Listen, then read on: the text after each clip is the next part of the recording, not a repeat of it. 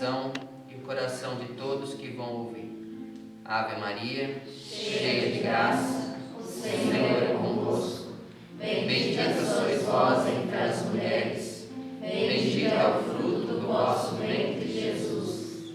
Santa Maria, Mãe de Deus, rogai por nós, pecadores, agora e na hora de nossa morte. Amém. Então a liturgia de hoje nos traz uma mensagem muito profunda de como Deus prefere trabalhar com aqueles que são humildes. Nós vemos na primeira leitura, quando Deus escolhe Moisés para ele liderar seu povo, para ele libertar o povo que estava escravo no Egito. Moisés estava cuidando de ovelhas para o seu sogro. Ele já tinha abandonado o Egito, que ele cresceu no Egito, tinha abandonado o Egito, estava morando já com o seu sogro e cuidava das ovelhas. Um homem simples, trabalhador, como a maioria de nós. E Deus o chama. Deus confia a Moisés uma missão extraordinária. O povo do Egito, para a gente ter uma ideia, era um povo muito forte, tanto politicamente quanto belicamente. Ele tinha muitas armas, era um povo acostumado com guerras. Dificilmente um outro povo conseguiria libertar alguém da mão do faraó. Quanto mais libertar um povo inteiro da escravidão do faraó. E Deus escolhe Moisés apacentando suas ovelhas, o chama, Moisés escuta. O Senhor diz a ele: tire a sandália dos pés, porque o lugar onde você está é um lugar santo. Ali começa um relacionamento pessoal entre Deus e a pessoa de Moisés. Moisés começa a entender quem é esse Deus dos seus pais, Deus de Abraão, de Isaac, de Jacó, que até então ele desconhecia, só conhecia de ouvir falar, não tinha experiência pessoal. Mas a partir deste momento ele tem um encontro pessoal. E é interessante que Moisés conhecia muito bem o povo do Egito, porque ele cresceu no Egito. Moisés foi criado dentro do palácio do faraó. Então ele sabia todo o poder que tinha o povo do Egito. Ele sabia como era difícil lidar com o faraó, porque ele cresceu dentro da casa do faraó. E ele ouve de Deus o seguinte mandato: você irá libertar meu povo do Egito. Imagina só, é a mesma coisa que chegasse para um de nós e dissesse assim: olha, você vai ir lá agora e libertar o Afeganistão dos Estados Unidos. Mais ou menos isso.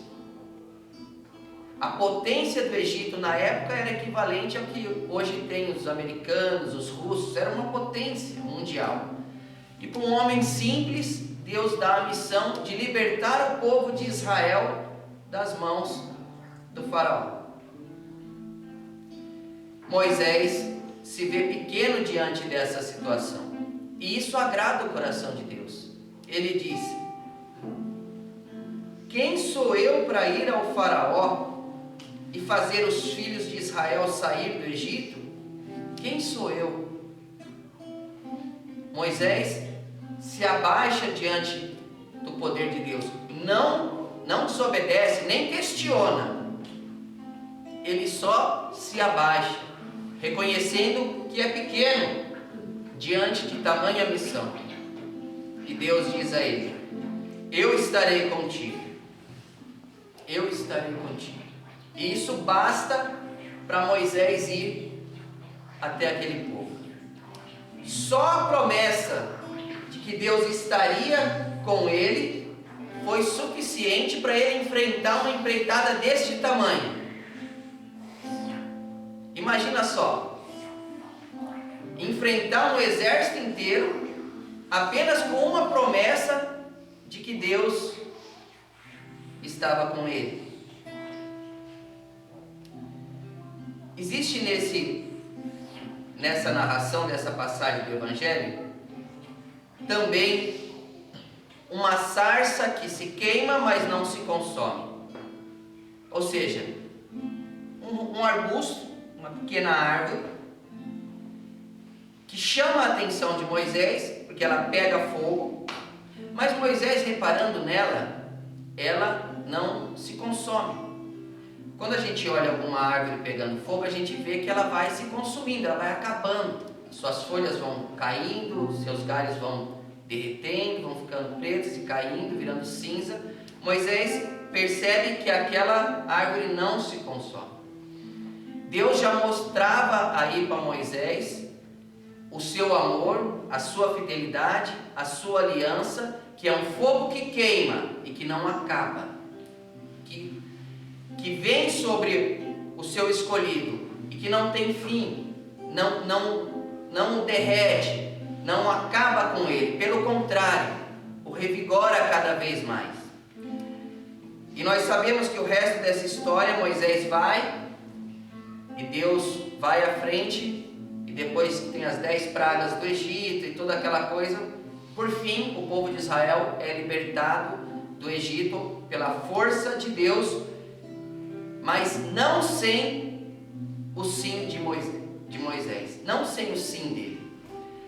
É claro que Deus poderia fazer qualquer coisa sem precisar de nenhum de nós, nem precisaria de Moisés para libertar o povo do Egito, mas Deus prefere salvar o ser humano, acolher o ser humano, acudir o ser humano através do próprio ser humano, para mostrar que o amor é possível e que o amor é um fogo que queima, mas não destrói, pelo contrário, constrói. A matemática do amor é diferente. Quando você divide, você multiplica. Quando você dá a alguém, quando você ajuda seu vizinho, por exemplo, que está sem arroz, ou acabou o gás, ou cortar a energia dele, você vê alguém sofrendo, e na prática você coloca o seu cristianismo para valer, porque cristianismo não é decorar a Bíblia, nem decorar os documentos da igreja. Cristianismo é obedecer e seguir os exemplos de Jesus. Então, quando a dor dos outros, o problema dos outros começa a doer em você, é um sinal que você está se tornando um cristão. Então você vai começar a perceber que você vai dividir esse amor e ele não vai terminar, ele vai se multiplicar. Cada vez mais você estará mais perto de Deus, mais feliz com Deus, e quanto mais você ajudar alguém, mais feliz você vai ficando. É um fogo que queima, mas não destrói, não aniquila, pelo contrário, constrói.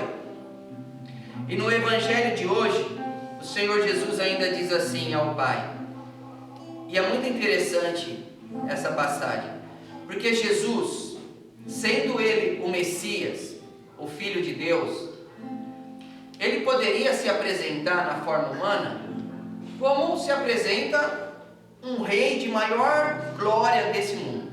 Ele poderia ter feito isso, mas Jesus escolheu nascer numa cocheira de cavalo, uma manjedoura.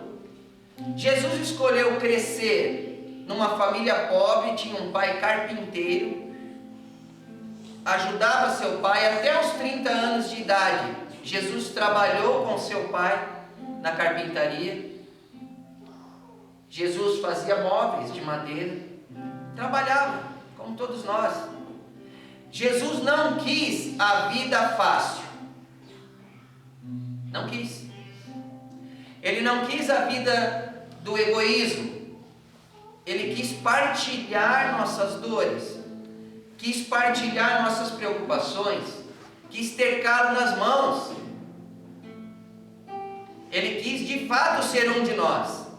Ele não é um rei como este mundo estava acostumado a ter.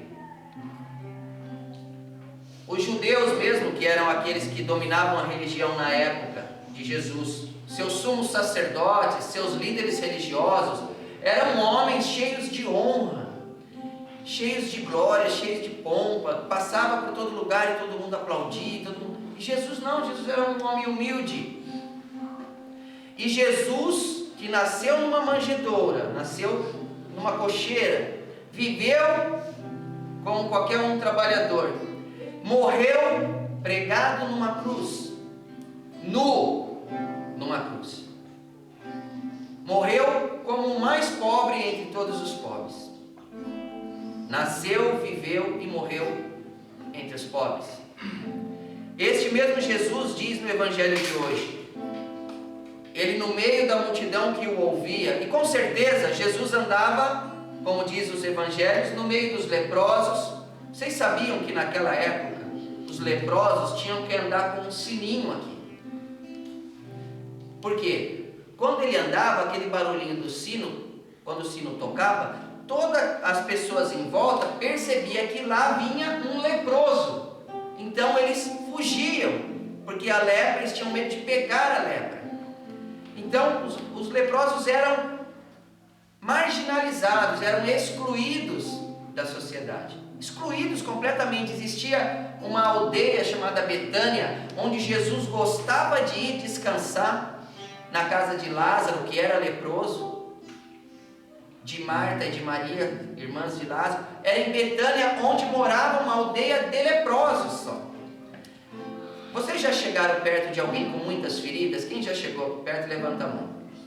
Com muitas feridas abertas. Não tem um cheiro forte as feridas? A gente que trabalha com os pobres em situação de rua, a gente vê como quando a pessoa está com muitas chagas assim e não tem tanto cuidado, fica aquele cheiro forte.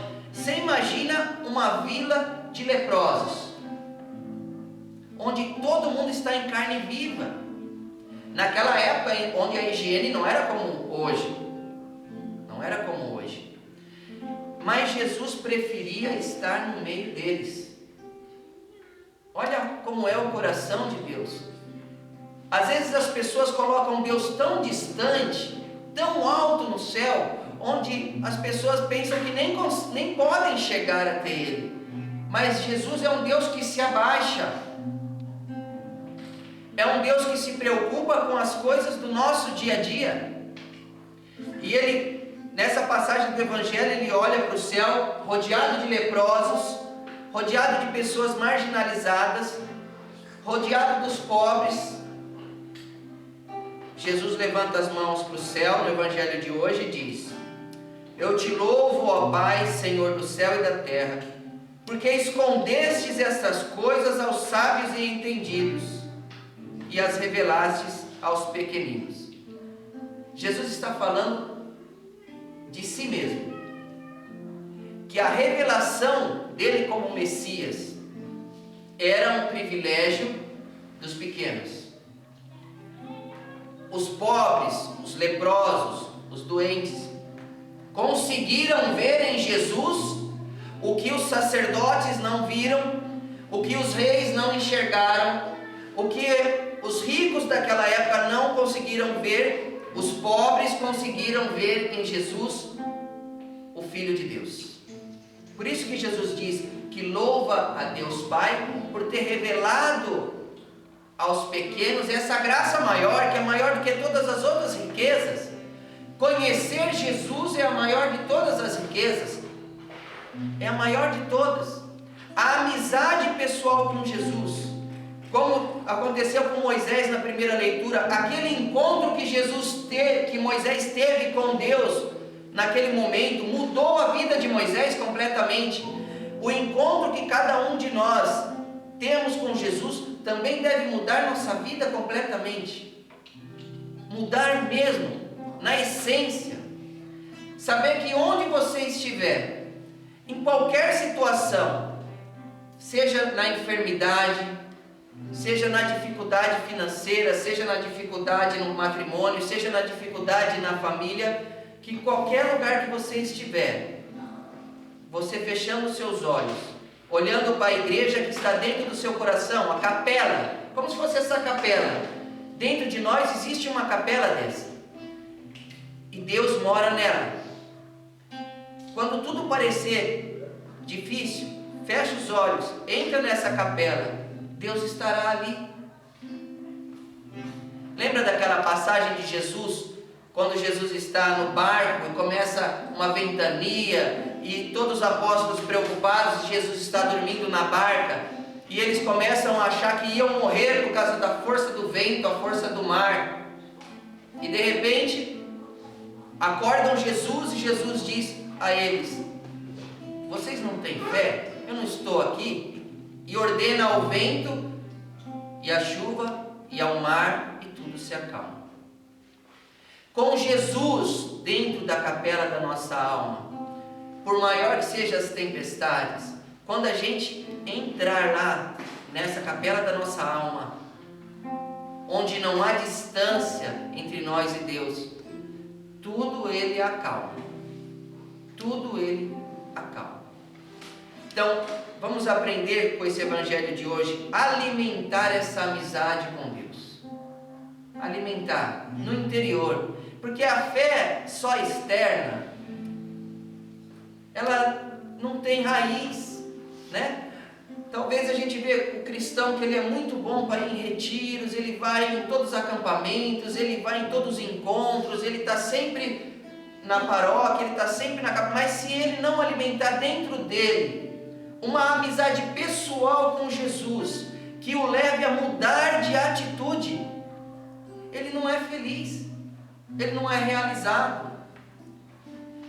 Eu termino contando para vocês um testemunho de um santo da igreja que chamava Van Tuan. Era um cardeal da igreja, vietnamita.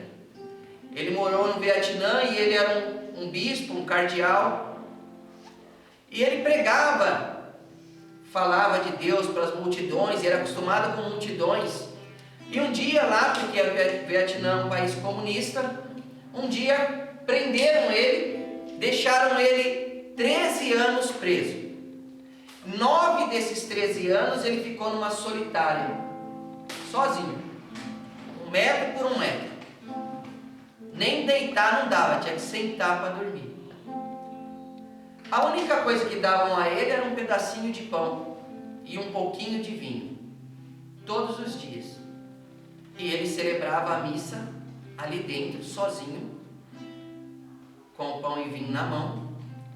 O corpo dele era o altar, e a comunhão dele com Jesus, ele relata no seu livro, depois dessa prisão, depois desse período, aumentou em muito, tanto que uma época ele começou a converter todos os presos, os guardas e todo mundo lá de dentro da prisão.